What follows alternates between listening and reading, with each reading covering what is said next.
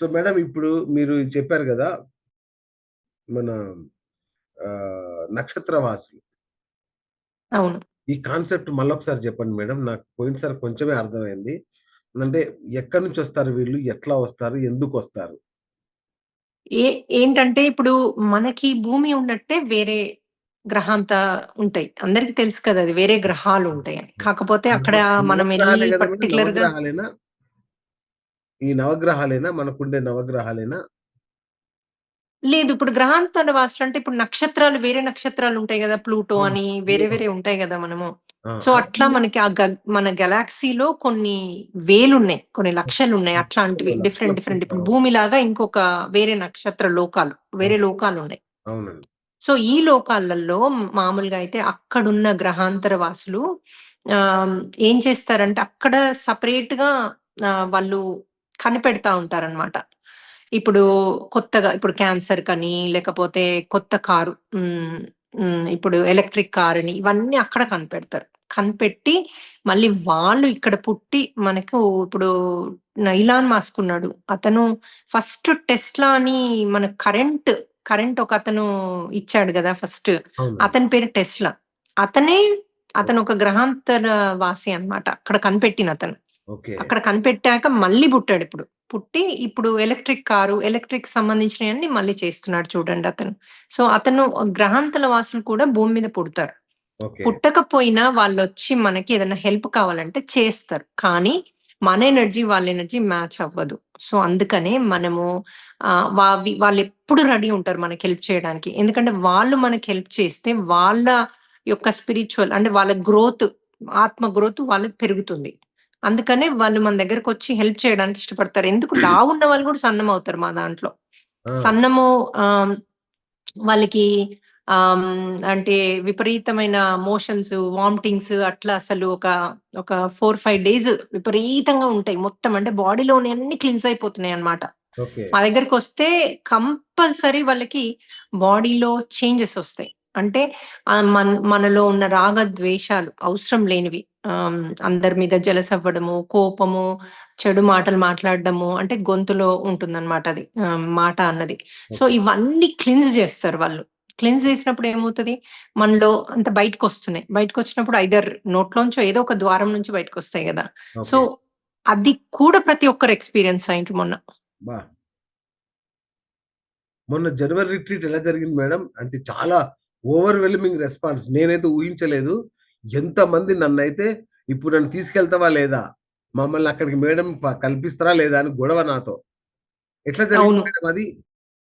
చాలా బాగా అయింది సార్. చాలా అంటే చాలా బాగా అయింది. అందరికి చాలా మంది ఇప్పుడు నా దగ్గరకొచ్చేవాళ్ళు ఇప్పుడు మీది ఛానెల్ చూసి ఓకే. వచ్చారనుకోండి. వాళ్ళందరూ కొత్త వాళ్ళు. ఎప్పుడు కూడా అవును. మెడిటేషన్ చెయ్యలేదు. వాళ్ళకి సబ్జెక్టే కొత్త. అయినా కూడా వాళ్ళు కంప్లీట్ శూన్యంలోకెళ్ళి 3 అవర్స్ ఈచ్ టైమ్ 3 అవర్స్ మెడిటేషన్‌లో 5 నిమిషాలయిందని జెప్పారు వాళ్ళు. మేము బయటకొచ్చాక అడిగితే, "ఎంతసేపు మీరు ధ్యానం జేశారిప్పుడు" అంటే, బాగా. 5 నిమిషాలు, 10 నిమిషాలని జెప్పారందరూ. అంటే అంత శూన్యము అంటే నథింగ్‌నెస్. ఎప్పుడైతే మీరు శూన్యంలోకెళ్తారో మీకు టైము ఇంకా తెలీదనమాట. మీరు టైమ్ జోన్‌లో ఉండరు. ఈ ఓకే. శరీర జోన్‌లో ఉండరు.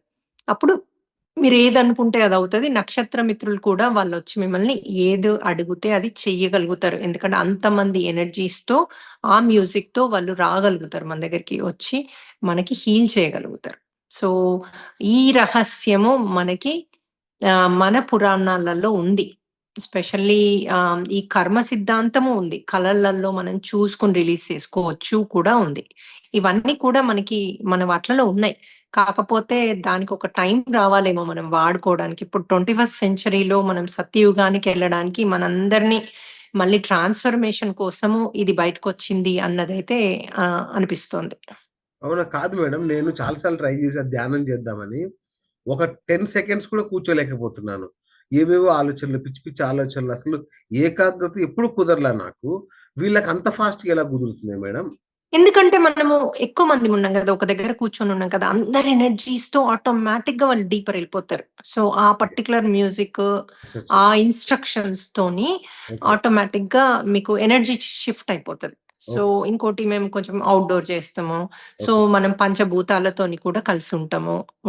సూర్యుడు, చంద్రుడు, ఇట్లా చెట్లు ఒక చెట్టుతోని కూడా మీరు అంటే వాళ్ళు డిప్రెషన్‌లోంచి బయటికి రావచ్చు. నేను ఆత్మహత్య చేసుకుంటా అనే అతను ఒక చెట్టును 5 నిమిషాలు అలుముకుంటే అతను సంతోషంలోకి ఎళ్ళిపోతాడు. ఆహ్, యొక్క బాధలోంచి బయటకొచ్చేస్తాడు. ఓహ్!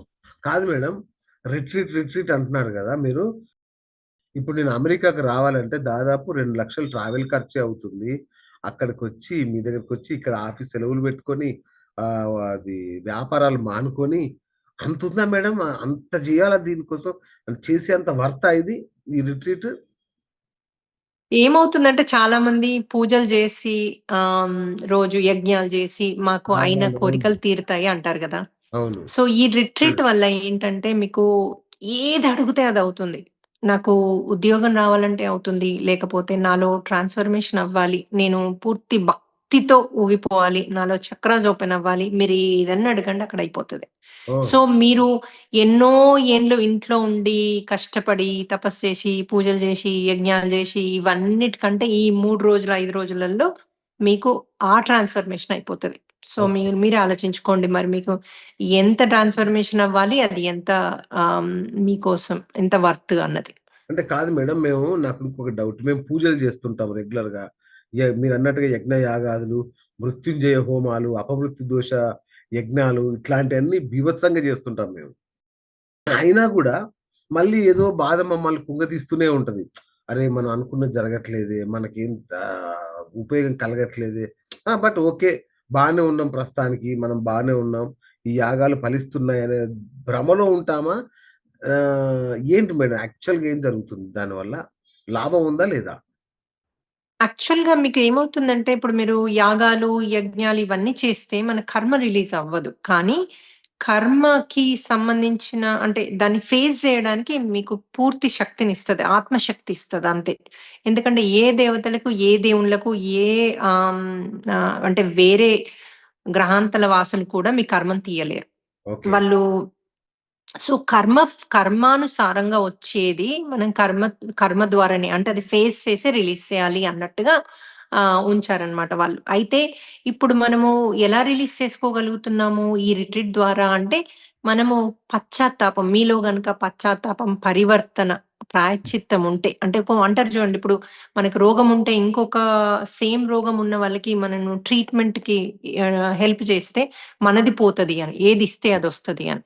So, okay. ఎందుకన్నారు ఆ మాట? దాన్ని పశ్చాత్తాప పరివర్తన ప్రాయశ్చిత్తం అంటారు దాన్ని. సో, ఈ 3 జేపిస్తాం వాళ్ళతో మేము.